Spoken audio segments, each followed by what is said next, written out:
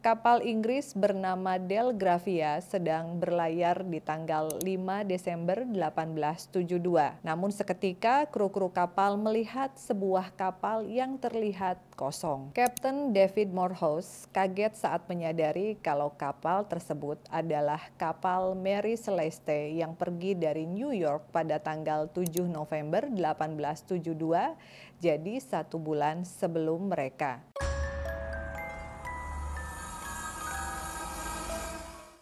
Halo teman-temannya Furi, kali ini Kak Furi ditemani oleh Chania dari Boneka Furi Harun akan membahas tentang segitiga Bermuda. Apakah benar merupakan tempat dari kerajaan iblis? Segitiga Bermuda atau segitiga iblis adalah salah satu legenda yang sangat dekat dengan kita. Siapa sih yang nggak pernah tahu tentang cerita segitiga Bermuda? Pasti dari dulu ada saja yang suka membahas misteri dari segitiga Bermuda. Terdapat hilangnya kapal, bahkan pesawat di daerah segitiga Bermuda. Aneh banget kan? Apa itu memang bencana alam, human error, atau ada hal-hal lain yang berada di segitiga Bermuda? Sebelum Kak Furis bahas, silahkan like, share, komen YouTube channel Furi Harun dan aktifkan loncengnya supaya kalian mendapatkan notifikasi dari setiap segmen yang tayang di YouTube channel kita. Apakah itu segitiga Bermuda? Segitiga Bermuda adalah daerah di Laut Atlantik yang kalau ditarik garis dari Florida, Bermuda, dan Puerto Rico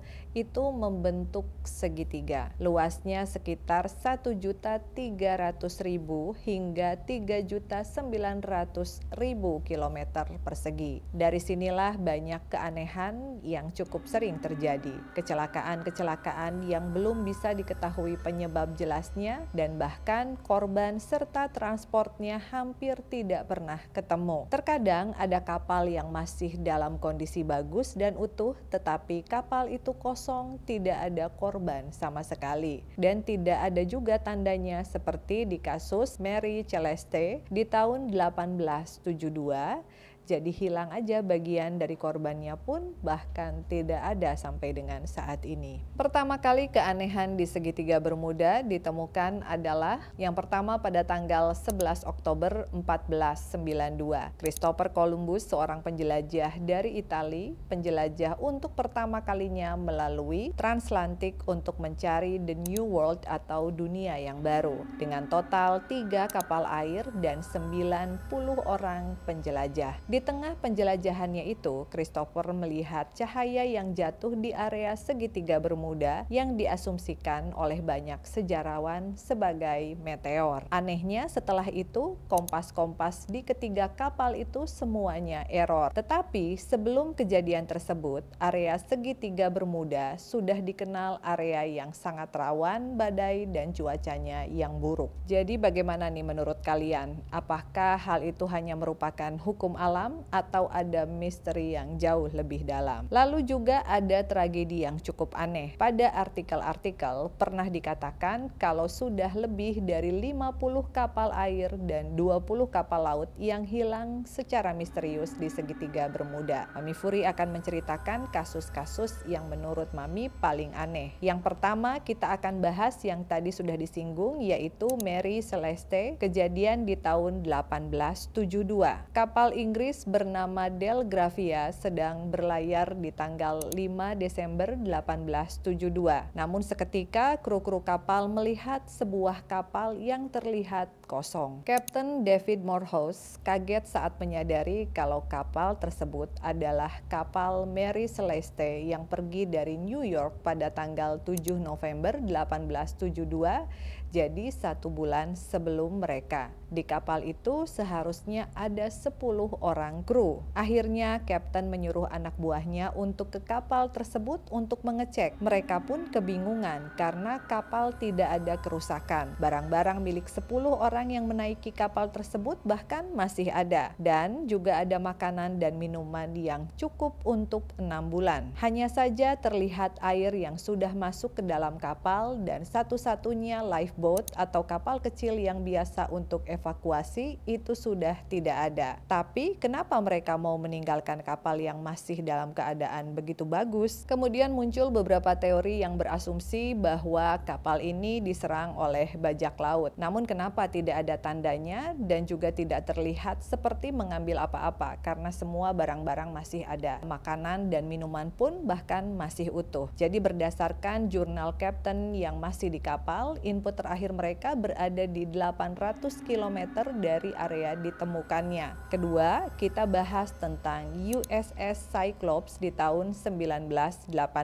Jadi USS Cyclops merupakan kapal militer yang sangat besar dan kejadian ini dicap sebagai kasus misterius yang paling menakutkan di militer Amerika Serikat sekaligus kasus yang paling mematikan. Kapal ini panjangnya sekitar 159 meter dan beratnya 12.000 ton, membawa 309 penumpang dan awak kapal. Mereka memulai berlayar pada tanggal 8 Januari 1918 dari Laut Norfolk ke Rio de Janeiro untuk mengambil batu bara. Kapal itu tiba di tanggal 28 Januari, diambillah 10.000 ton biji mangan. Jadi pada tanggal 18 Februari 1918 mereka kembali berlayar untuk pulang ke Baltimore, Maryland, tetapi kapten memutuskan untuk mengambil jalur lain menuju ke Barbados dahulu untuk mengambil batu bara. Pada tanggal 4 Maret 1918 barulah USS Cyclops ini berlayar untuk pulang ke Baltimore yang seharusnya tiba pada tanggal 13 Maret. Tetapi kemudian tidak ada kabar, tidak ada sinyal atau apapun, dan tidak ditemukan juga sisa-sisa dari kapal atau ratusan korbannya itu. Aneh banget kan, kapal sebesar itu, penumpang sebanyak itu bisa hilang begitu saja. Terakhir ada Flight 19 pada 5 Desember 1945 sekitar pukul 2 siang. 5 angkatan udara melakukan latihan menjatuhkan bom. Dinavigasi oleh Letnan Charles C. Taylor yang merupakan leader. Awalnya latihan tersebut berjalan dengan lancar, tetapi sekitar pukul 3.45 siang, benteng Lauderdale mendapat pesan aneh dari Taylor yang mengatakan kalau mereka tidak bisa melihat daratan dan tidak tahu mereka ada di mana. Arahnya tidak jelas, semua terlihat aneh, bahkan tautannya. Dan yang terakhir dia mengatakan kalau mereka terlihat seperti menuju ke air berwarna putih dan benar-benar tidak tahu arah. Setelah itu pun sudah tidak ada kabar apa-apa lagi. Jadi deskripsinya ini sangat aneh. Akumulasi nyawa yang sudah hilang di segitiga Bermuda lebih dari 900 korban dan ada sekiranya 19 yang selamat dari kejadian tersebut. Dan salah satu orang yang selamat dari insiden aneh segitiga Bermuda adalah Bruce Gernon. Jadi pada tanggal 4 Desember 1974, Bruce dan partner bisnisnya dari Pulau Andros mau pergi ke pantai Miami. Awal-awal keadaannya masih berlangsung normal. Namun tidak lama tiba-tiba pesawat naik 300 meter lebih tinggi dan ada awan-awan gelap yang ikut naik dengan mereka. Lalu di depan mereka juga ada awan-awan gelap. Awalnya dia berhasil untuk menghindari awan-awan tersebut. Mereka sudah terbang 3,5 kilometer tingginya dari daratan dan tiba-tiba muncul lagi awan gelap. Awan itu terlalu besar untuk dihindari, jadi Bruce tidak ada pilihan lain selain masuk ke dalam awan tersebut. Seketika semuanya langsung berubah menjadi hitam. Tetapi tidak ada hujan selayaknya awan mendung. Mereka tidak bisa melihat apa-apa untuk beberapa lama dan tiba-tiba melihat ada sinar kecil. Bruce mengendalikan pesawatnya mengarah ke sinar tersebut memakan waktu selama 30 menitan lebih. Mereka sudah mulai putus asa, berpikiran tidak akan keluar dari situasi tersebut dan tidak lama dari itu pun akhirnya mereka bisa berhasil. Nah, saat mereka keluar dari awan tersebut, mereka menyadari bahwa mereka sudah ada di langit Miami. Mereka sendiri heran karena untuk pergi ke Miami dari Pulau Andros memerlukan waktu sekitar 90 menit, tetapi mereka hanya menempuh jarak 45 menit saja. Nah, bagaimana nih menurut kalian? Sebelum Mami Free bahas, kita bahas dulu teori-teori yang sudah ada. Yang pertama adalah gelombang Roach. Jadi gelombang Roach adalah gelombang air yang sangat besar dan tidak terduga,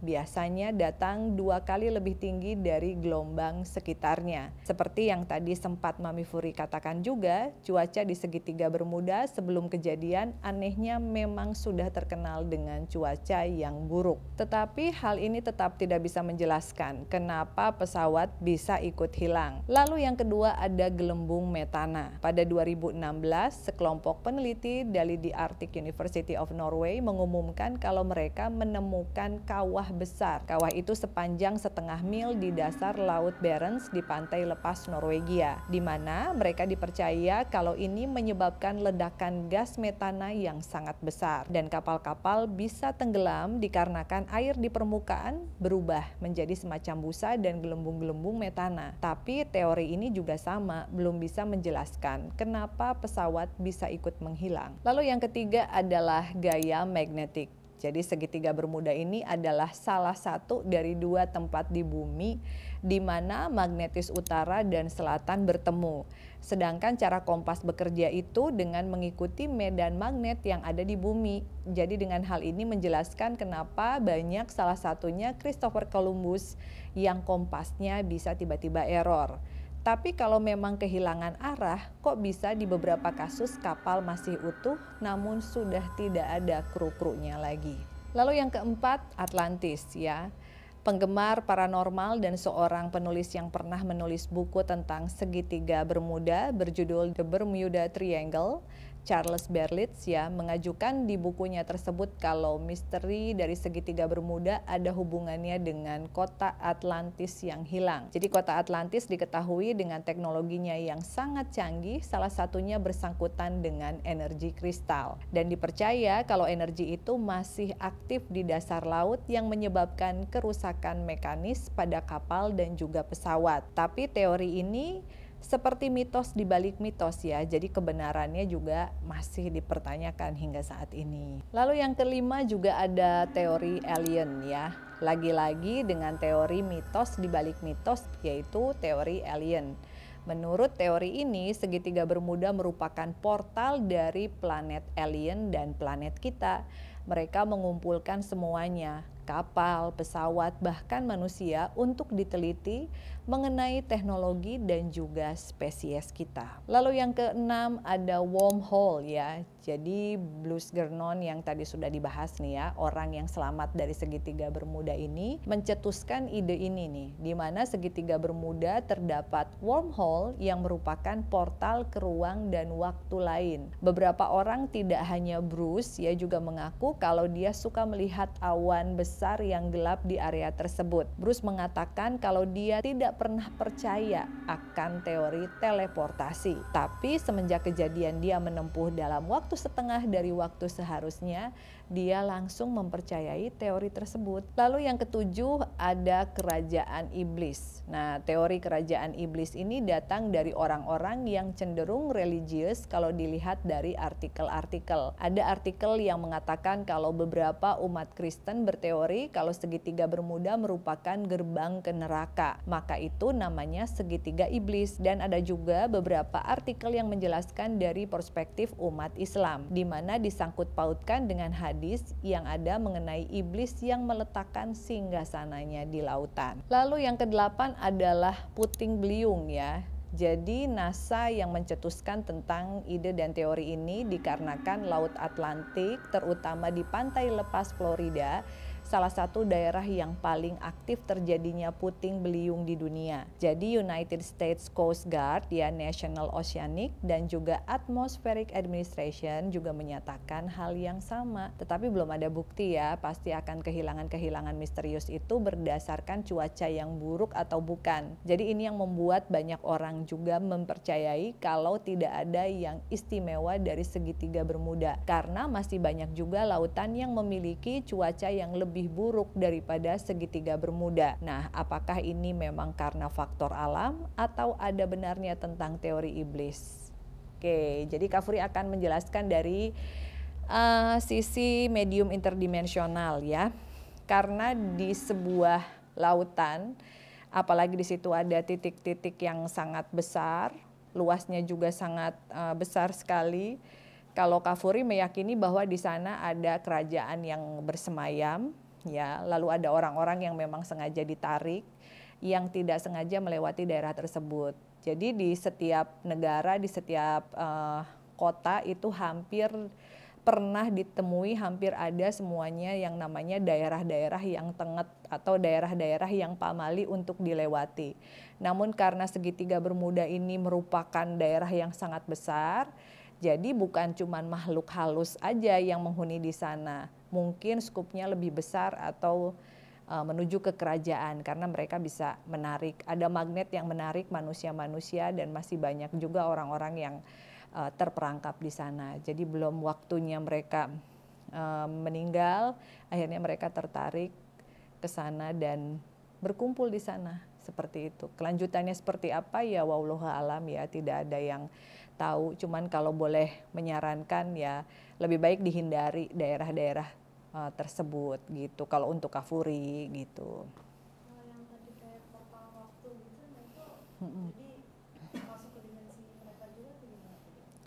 Iya, kalau untuk teleportasi atau portal waktu sudah pasti masuk ke dimensi mereka. Karena biasanya di dimensi mereka itu lebih cepat gitu. Jadi memang ini alhamdulillahnya si Bruce ini selamat dan dia bisa menempuh jarak yang jauh lebih cepat dan sampai di Miami, tidak akhirnya ditarik ke dunianya mereka gitu. Mungkin bisa aja Bapak Bruce punya leluhur yang menjaga gitu, atau dia seneng berdoa gitu, itu juga bisa terjadi karena ada beberapa case seperti orang yang ditarik ke dunia goib akhirnya bisa keluar lagi karena dibantu oleh orang tua, oleh doa-doa para leluhur gitu. Ada yang memang akhirnya terjebak dan tidak bisa kembali gitu. Oke teman-teman, itu tadi pendapatnya Kak Furi sebagai seorang indigo. Ya, mohon maaf apabila kalian tidak sependapat karena sekali lagi kebenaran hanyalah milik Allah Ta'ala ya. Namun silahkan share pengalaman kalian yang mungkin pernah terjebak di ruang dan dimensi yang berbeda, apa yang kalian lakukan dan berapa lama prosesnya. Kalian bisa share pengalaman kalian di kolom komentar. See you on the next episode. Bye-bye.